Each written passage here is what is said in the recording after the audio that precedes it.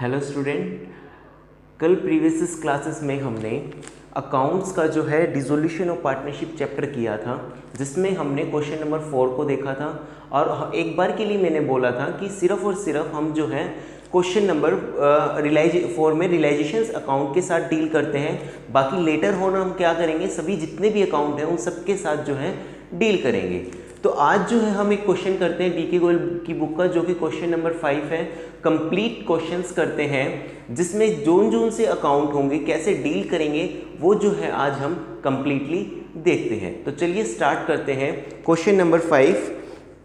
Question number 5 में जो है PQR 3 पार्टनर हैं जिनका प्रॉफिट शेयरिंग रेशियो 2:1 है और वो फर्म को डिसॉल्व कर रहे हैं और बैलेंस शीट दे रखी है।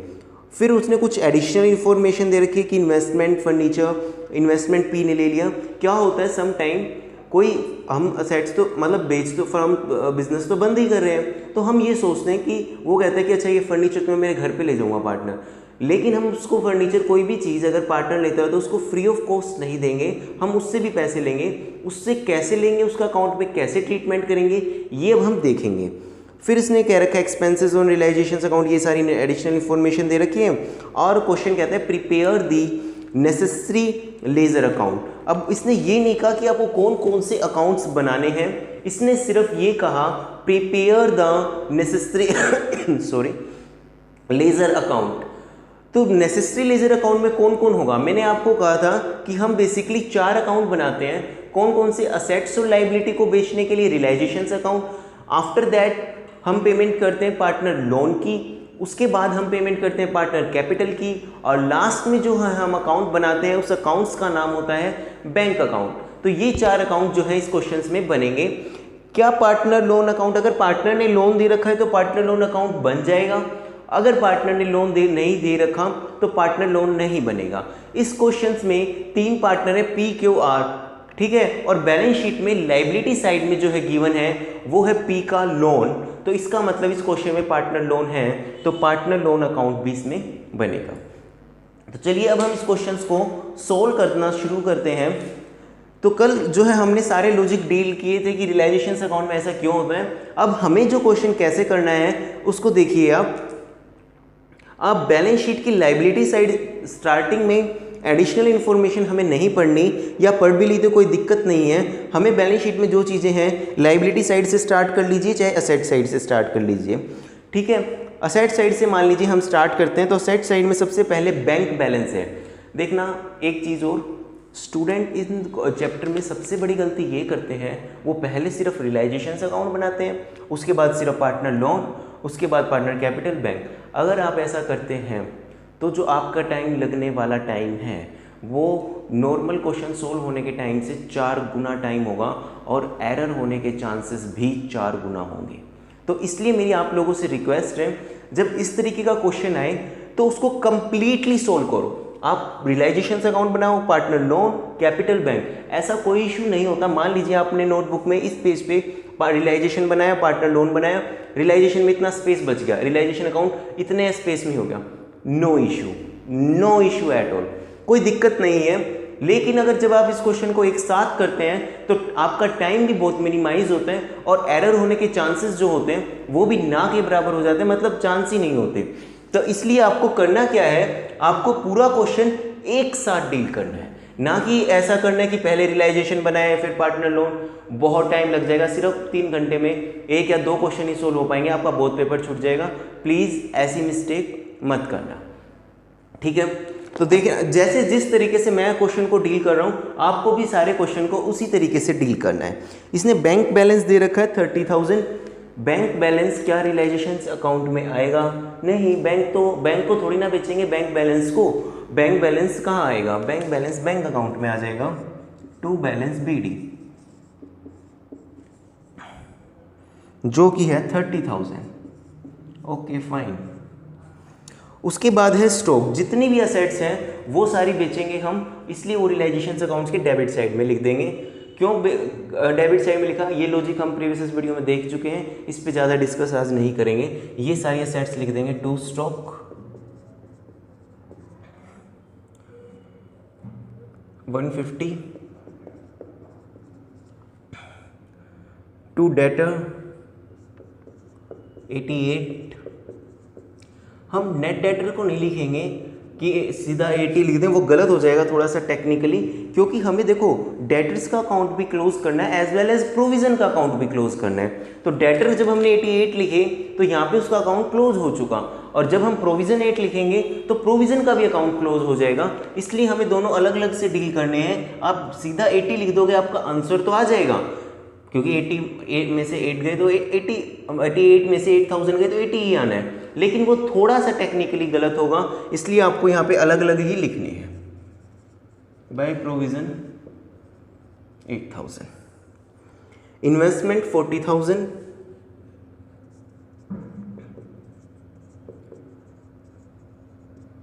इन्वेस्टमेंट 40,000, फर्नीचर 30,000,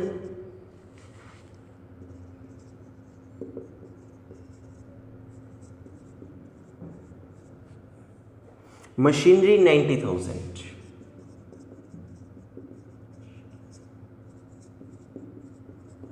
ये हमने बैलेंस शीट की असेट साइड में जहाँ जहाँ पोस्टिंग हुई वो हमने कर दी। अब हम लाइबिलिटी साइड को स्टार्ट करते हैं।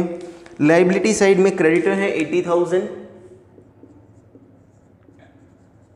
क्रेडिटर्स को भी हम पेमेंट करेंगे इसलिए हमने क्रेडिटर्स भी लिख दिया 80,000, और जो है हमारे पास बिल्स पेबल है 10,000, तो हमने लिख दिया यहाँ बाय बिल्स पेबल 10,000। उसके बाद है लोन फ्रॉम पी। पी कौन है? पी पार्टनर है, और पार्टनर का लोन है, तो लोन अकाउंट का डेबिट बैलेंस होता है या लोन अकाउंट का क्रेडिट बैलेंस होता है? लोन अकाउंट का तो क्रेडिट बैलेंस होता है, क्योंकि जितनी भी लायबिलिटी होती है उनका क्रेडिट बैलेंस होता है और कैपिटल का भी क्रेडिट बैलेंस होता है, लेकिन असेट्स का डेबिट बैलेंस होता है। इसलिए हमने यहाँ पे असेट्स का डेबिट बैलेंस होता है, इसलिए हमने यहाँ पे लिखा टू बैलेंस बीडी। लेकिन लायबिलिटी का कौन सा बैलेंस होता है? लायबिलिटी और कैपिटल का क्रेडिट बैलेंस होता है, इसलिए हम यहाँ पे लिखेंगे पार्टनर लोन में बाय बैलेंस बीडी, जो कि है 20,000। ये पार्टनर लोन का लिख दिया। रिजर्व फंड, देखिए रिजर्व फंड जो है वो पार्टनर की कैपिटल में बढ़ता है, रिजर्व का रखा है, तो रिजर्व का पैसा किसका है? पार्टनर का है, क्योंकि रिजर्व किया किसने? पार्टनर ने। तो रिजर्व का पैसा अल्टीमेटली हम बेचेंगे थोड़ी ना, है तो पैसा ही, तो ये रिजर्व का पैसा जो हमने इकट्ठा कर रखा, अब तो बिजनेस बंद कर रहे हैं, तो पार्टनर कहेंगे अपन ने तीनों ने मिलकर इकट्ठा कर रखा था, पैसा बांट लो। तो रिजर्व फंड जो है पार्टनर की कैपिटल में बढ़ जाएगा, ये पी क्यू आर यहाँ आ जाएगा बाय रिजर्व फंड। 8,000 का है, 2:1 रेशियो था, तो ये 4:2 हो जाएगा। 4,000, 2,000 एंड 2,000। कैपिटल अकाउंट का बैलेंस दे रखा है 2 लाख, 1 लाख, 2,000। कैपिटल का भी कौन सा बैलेंस होता है? क्रेडिट, और असेट्स का कौन सा? डेबिट। तो इसलिए कैपिटल का क्रेडिट बैलेंस होता है, इसलिए हम इसको क्या करेंगे? क्रेडिट साइड में पोस्टिंग कर देंगे।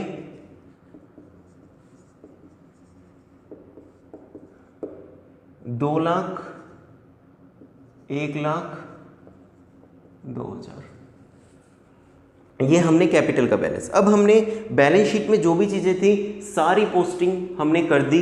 अब हम एडजस्टमेंट को पढ़ना शुरू करेंगे। तो देखिए अब एडजस्टमेंट को पढ़ना शुरू करते हैं।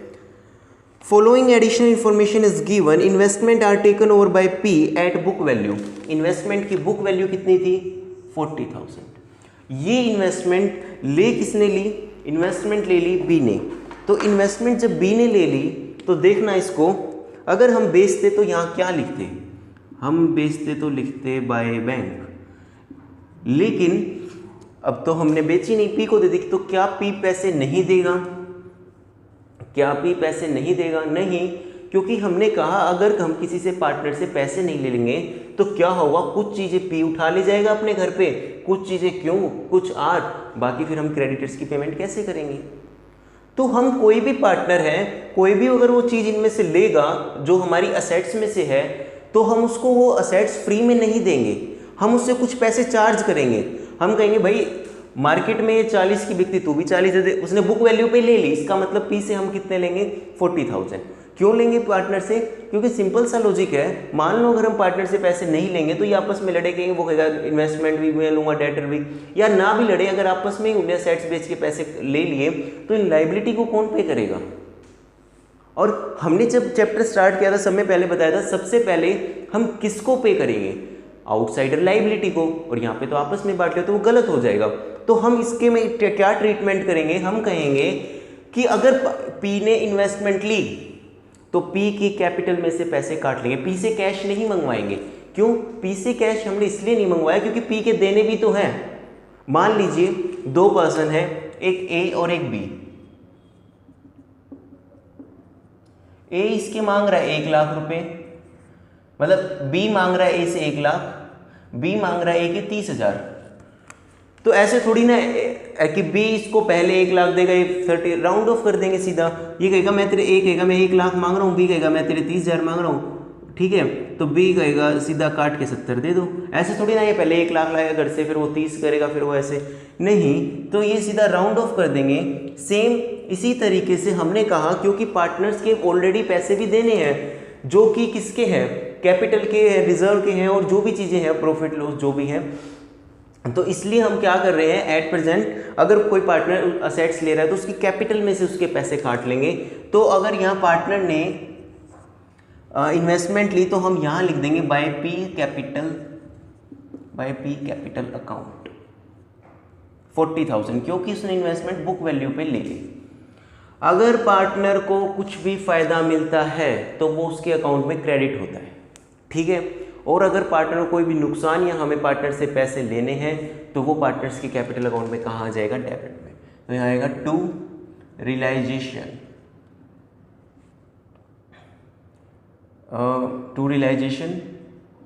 40,000। यहाँ पे क्रॉसिंग की हमने, कुछ नहीं किया, हमने कहा अगर बेचते तो बाय बैंक लिखते, ठीक है। अगर पार्टनर ने ले तो पी कैपिटल आ जाएगा, यहाँ पे क्रेडिट है तो यहाँ पे क्या आ जाएगा? डेबिट आ जाएगा, ठीक है। उसके बाद है फर्नीचर किसने ले लिया? क्यू ने लिया, और क्यू ने जो है इसको कितने में लिया? 20,000 रुपये में, था 30 का और लिया कितने में? 20 में। हम अलग से लॉस प्रॉफिट नहीं निकालते इसका, क्योंकि जब ये अकाउंट क्लोज होता है तो ऑटोमेटिकली प्रॉफिट या लॉस आ जाएगा, इसलिए अलग से निकालने की प्रॉफिट लॉस नहीं देखेंगे कि 30 का 20 में ले लिया। हम सीधा लिख देंगे क्यू ने लिया तो बाई क्यू कैपिटल अकाउंट 20,000 रुपये, ठीक है। और ये क्रॉसिंग होगी, यहाँ क्रेडिट है तो एक अकाउंट से जब भी दूसरे अकाउंट में जाते तो मैंने आप लोगों को बहुत बार बता भी रखा है, तो क्रॉसिंग होती है। रियलाइजेशंस अकाउंट में ये कहाँ है? क्रेडिट, क्रॉसिंग होके उसमें कहाँ चला जाएगा? डेबिट, तो क्यू कैपिटल अकाउंट में आ जाएंगे 20,000 रुपये, ठीक है। ये एडजस्टमेंट हमें ध्यान रखना है इस क्वेश्चन में। ये जो है हमने एक नया पॉइंट जो है सीखा, और ये जो है इसकी पोस्टिंग होगी यहाँ, ठीक है। ये हमें इसमें नोट किया कि हाँ, अगर कोई भी पार्टनर असेट्स लेता है तो हम बेचते तो बाय बैंक लिखते, पार्टनर ले तो उसकी जगह पार्टनर कैपिटल आ जाएगा, और उसकी क्रॉसिंग होके अगर यहाँ क्रेडिट है तो यहाँ क्या आ जाएगा? डेबिट साइड में आ जाएगा। Okay fine. अब क्रेडिटर्स, थर्ड एडजस्टमेंट है, creditors were paid of at a discount of 5%। Creditor को हमने 5% डिस्काउंट पे कर दिए। क्रेडिटर्स थे कितने? 80,000, और क्रेडिटर्स की पेमेंट हम यहाँ करेंगे और असेट्स बेचेंगे यहाँ। ये मैंने बताया था, इसमें भी क्रॉसिंग होगी। ये जो होगा बेचेंगे ये यहाँ, और ये जो सारा होगा ये सारा होगा यहाँ। तो क्रेडिटर्स को हमने बेचा, क्रेडिटर्स को हमने पे किया कितना? 5% डिस्काउंट, तो 5% हो गया ये क्रेडिटर्स को। इसका मतलब हमने क्रेडिटर्स को पे किए 76,000। तो यहाँ पे हम लिखेंगे टू बैंक और ब्रैकेट में क्रेडिटर्स को हमने दिए 76,000। तो जब हमने क्रेडिटर्स को 76 दिए, एक तरफ ये बैंक अकाउंट में आया है तो दूसरी तरफ इसके बैंक अकाउंट के क्रेडिट साइड में आ जाएगा, क्रॉसिंग होगी। यहाँ पे बैंक इधर आया तो उसमें अकाउंट में कहाँ आएगा? इधर। इसको तुरंत लिख दीजिए यहाँ पे बाय रियलाइजेशन ब्रैकेट में क्रेडिटर्स 76,000। ओके, अब अदर असेट्स वर रियलाइज्ड एज फॉलो। जो और असेट्स हैं वो हमने इस तरीके से बेची by bank. Stock at the 80%, stock 150 का था, इसका मतलब 80% हो गया 120 का, स्टॉक 120। और इसके बाद है डेटर 65,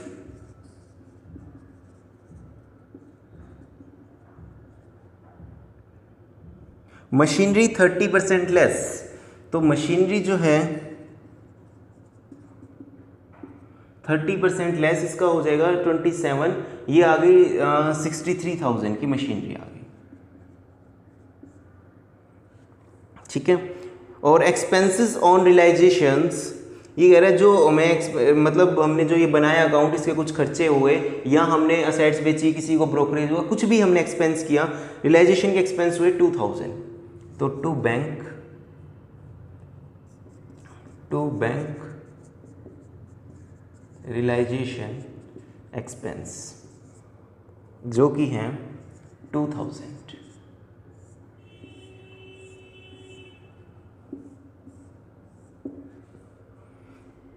ये जो है हमने अकाउंट्स, अब हमारी जो है सारी चीज़ें इसमें कंप्लीट हुई। हाँ जी,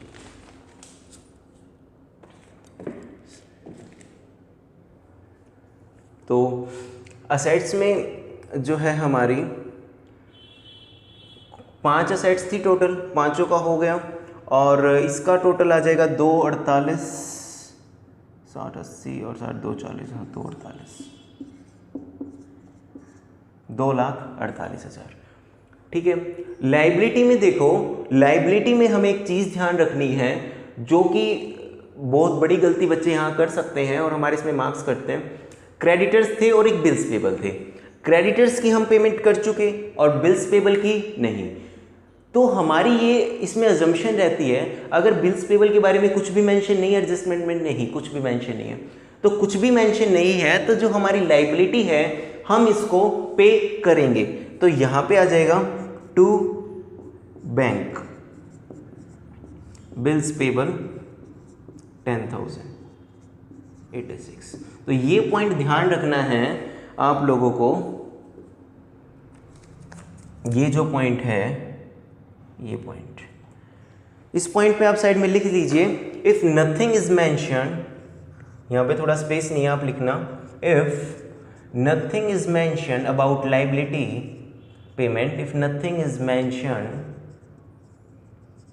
about liability payment, it must be paid। कुछ भी मेंशन नहीं है, if nothing is mentioned about liability payment, it must be paid, it must be paid। तो हालांकि इस क्वेश्चंस में बिल्स पेबल के बारे में कुछ भी मेंशन नहीं है, लेकिन हमारी अजम्पशन ये रहेगी कि अगर उसके बारे में कुछ भी मेंशन नहीं है तो हम उसको पेमेंट करेंगे। तो यहाँ पे बिल्स पेबल जो है एक लायबिलिटी रह गई थी, तो जिसकी हमने पेमेंट के बारे में मेंशन नहीं था, तो हमने उसकी भी पेमेंट की। लेकिन असेट्स के केस में ऐसा नहीं होगा। असेट्स के केस में हमने कहा ऐसा इसलिए नहीं होगा, हम मानेंगे कि असेट्स हमारी नहीं बिकी। अच्छा, ऐसा क्यों होता है? हमने कहा लायबिलिटी की तो पेमेंट करनी है, और अगर असेट्स मान लो यहाँ 5 की 5 यहाँ तो बाई चांस हो गई। मान लो अगर एक असेट्स के बारे में कुछ भी मेंशन नहीं होता है, मशीनरी के बारे में कुछ भी मेंशन नहीं होता, तो हम ये सोचते हैं मशीनरी बिकी ही नहीं, हमारी बिकी नहीं तो पैसे नहीं आए, पैसे नहीं आए तो लॉस हो गया वो सारा का सारा। ठीक है, ये हमें अजम्पशन रखनी है। तो हमें 2 नोट करने हैं। एक नोट नंबर 1 तो ये, कुछ भी लायबिलिटी के बारे में मतलब मेंशन ये तो पेमेंट करनी है। यहाँ पे लिखो if nothing is mention about assets. हालांकि यहाँ पे तो 5 असेट्स हैं और 5 असेट्स के बारे में मेंशन है, लेकिन अगर ना हो तो क्या करेंगे? लिखो यहाँ पे नोट बना के, if nothing is mention, if nothing is mention about assets payment,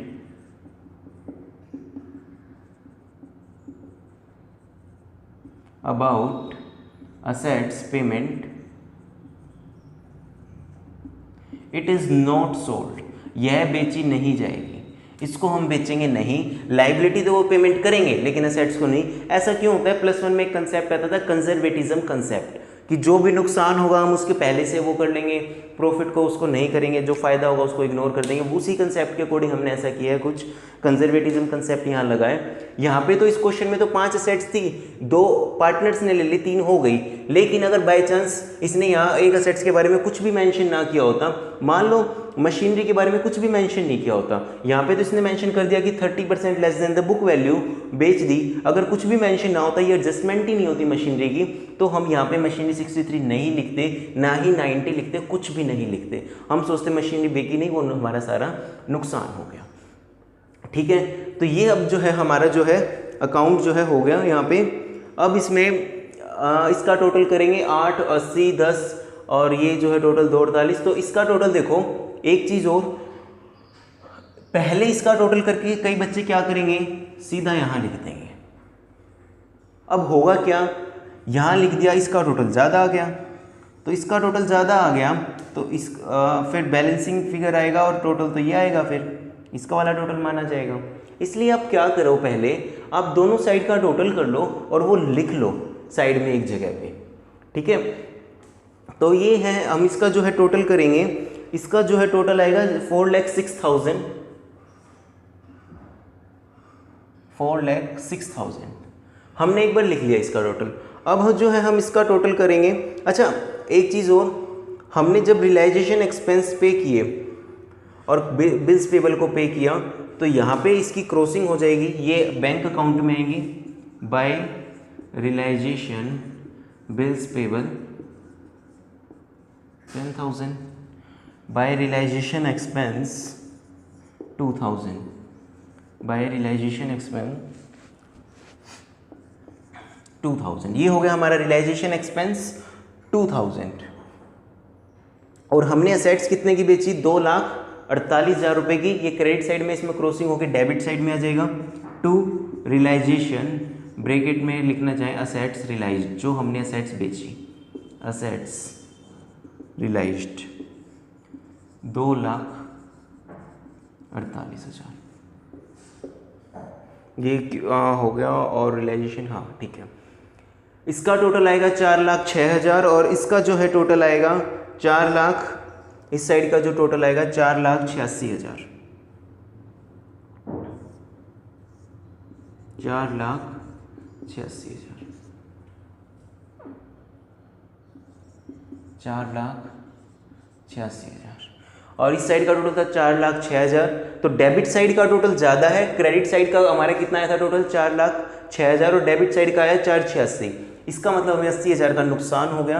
तो यहाँ लिख देंगे बाय रियलाइजेशन लॉस 80,000 और ये 80,000 PQR में बढ़ जाएगा। तो ये इसको करेंगे तो 40, 20, 20, 40,000, 20,000 और 20,000, ये 80,000 का हमने बाइफर्केशन किया।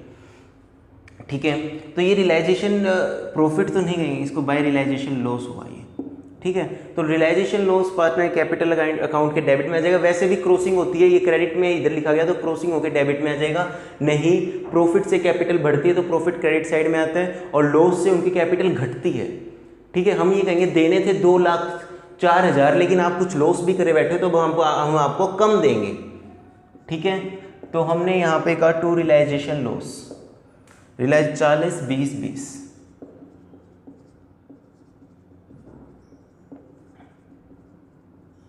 अब हम इस पार्टनर को कह रहे हैं आपको 2 लाख तो शुरू के देने थे, 4,000 आपको रिजर्व के देने थे, तो आपको जो है टोटल जो है रुपीज़ देने थे वो देने थे 2,04,000 रुपये और 2,04,000 रुपये देने थे आपको। हमने आपको क्या किया, हमने 40,000 रुपये तो आपने हमारी क्या ले ली थी, उसने फर्नीचर या ऐसा कुछ लिया था, इन्वेस्टमेंट ली थी, इन्वेस्टमेंट ले ली और 40,000 का आप लॉस करे बैठे हो।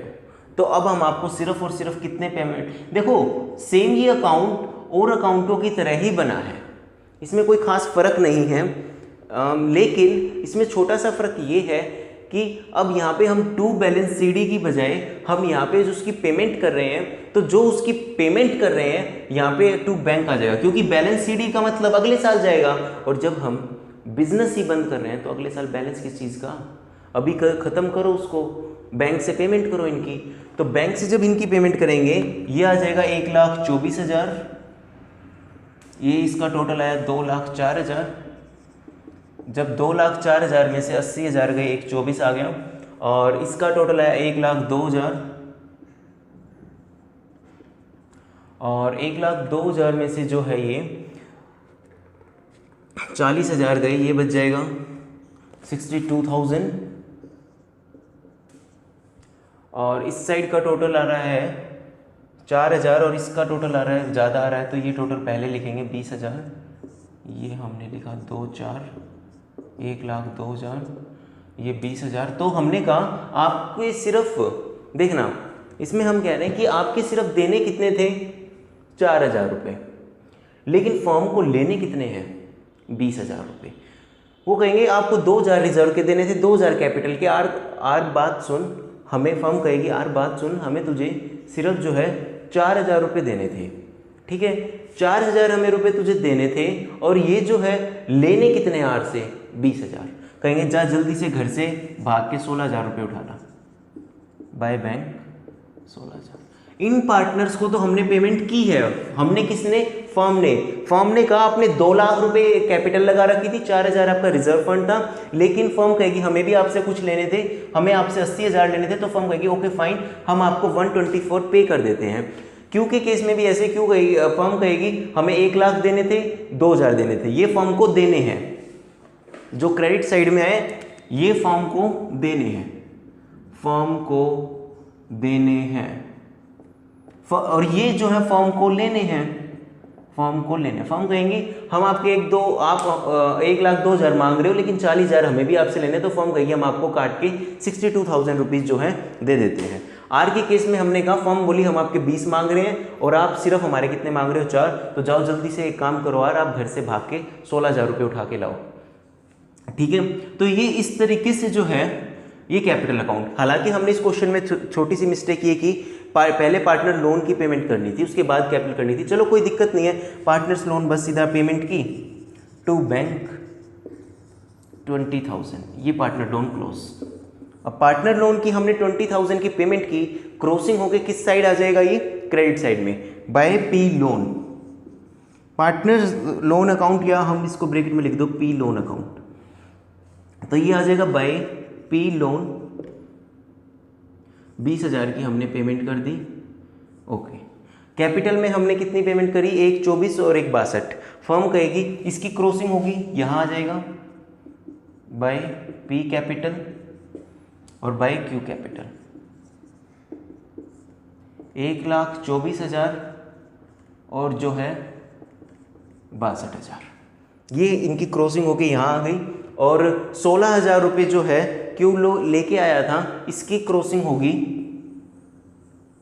ये यहाँ हो जाएगी टू आर कैपिटल, मतलब आर कैपिटल के लेके आया, तो फर्म के पास तो पैसे आए, वैसे भी क्रॉसिंग करनी, ज़्यादा दिमाग नहीं लगाना, 16,000 रुपये, ठीक है। तो ये अकाउंट्स हमारा जो है क्लोज हो गया। यहाँ पे इसका 2,94,000 इसका जो है टोटल आ जाएगा।